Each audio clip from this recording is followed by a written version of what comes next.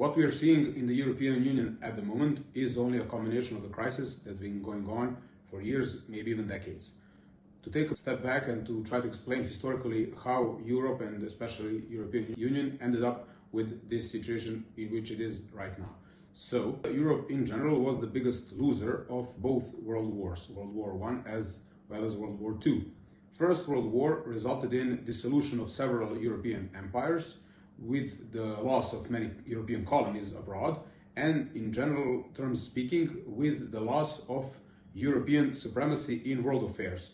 To put it mildly, European countries lost their privilege and superiority in leading the world affairs, whereas the United States on one side and the Soviet Union and Japan and other forces on the other appeared as important players on the global geopolitical scale.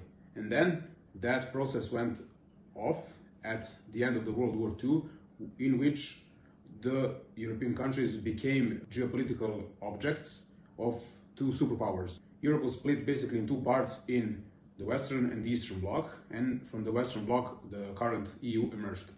And that Western Bloc sucked in former socialist countries, and it remained to this day extended hand of US interests in Europe. In that regard, the current crisis that's going on in the European Union is exactly the crisis in the transatlantic relations. That crisis resolves around the fact that the US is trying to and actively doing to dismantle its presence in Europe, but not entirely, although to a very big degree. We see that in the regions of Middle East and Far East, where they are expanding their presence and withdrawing more and more from Europe. On the other hand, the relationship with Russia is worst since Cold War, and there is no clear perspective inside that it will change in the future. Besides that, the relationship with China is also in the shadow of the trade war and the global security technology war that the US is waging against Beijing. So the only region actually where European Union can project its power is the Balkans. But unfortunately, they are unable to impose themselves as any relevant player in the region.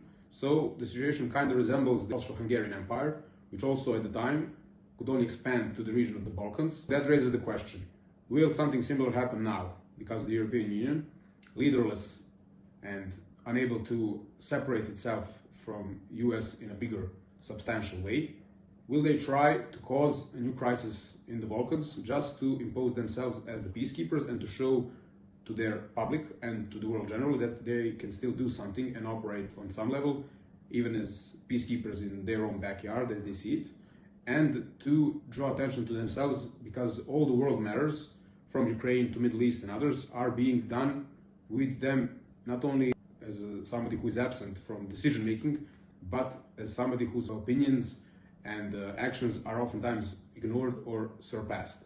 So the dilemma that the EU faces today is very simple: either transformation or dissolution. And at the moment, the latter seems more realistic.